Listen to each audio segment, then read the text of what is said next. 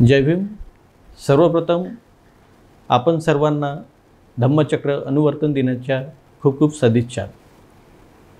Doctor Babasaheb आंबेडकरांनी या देशासाठी, या देशातील लोकांसाठी बरेच कार्य केले आहे। ते आपल्या भारतीय राज्यघटनेचे मुख्य शिल्पकार आहेत।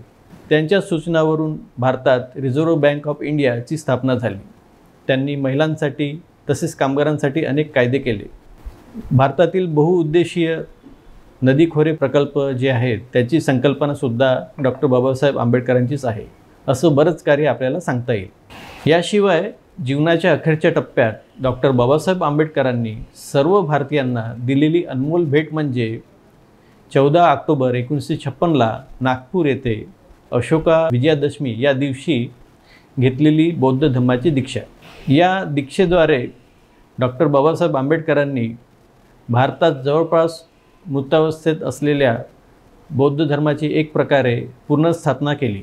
बाबासाहेबांनी फक्त बौद्ध धर्माची पुनर्स्थापनाच नाही केली, तर तर्कावर आधारित, वैज्ञानिक दृष्टिकोनावर आधारित बुद्धाच्या मूळ धम्माची नव्याने मांडणी केली।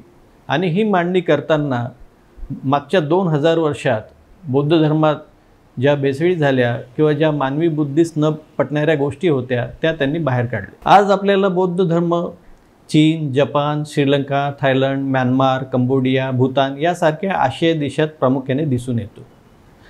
पण सम्राट अशोकाच्या काळात आपला नेपाळ, बांगलादेश तसेच भारताच्या पश्चिमेला असलेला पाकिस्तान, अफगाणिस्तान इथे बौद्ध धर्म होता।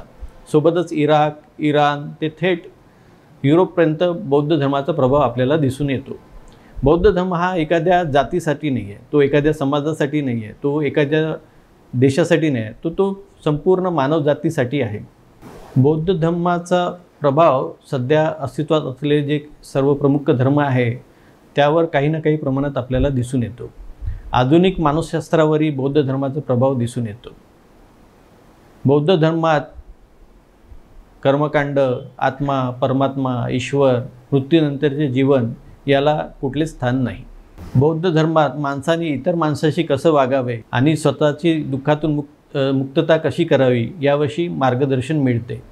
यातून स्वतःचा आणि संपूर्ण मानवजातीचा विकास करणे हा व्यापक दृष्टिकोन आहे। आपल्या जीवनातील ताणतणाव, दुःख नाहीसे करण्यासाठी तथागत बुद्धांनी पंचशील आणि आर्य अष्टांग मार्ग यांचा उपयोग करण्यास सांगितलं आहे। आपल्या सर्वांनी स्वतःच्या जीवनात पंचशील आणि आर्य अष्टांगिक मार्ग यांचा अवलंब करावा व आपलं जीवन समृद्ध करावे ही आशा इथे मी व्यक्त करतो। आणि आपल्या सर्वांना परत मी धम्मचक्र अनुवर्तन दिनाच्या शुभेच्छा देतो। जय भीम, नमो बुद्धाय।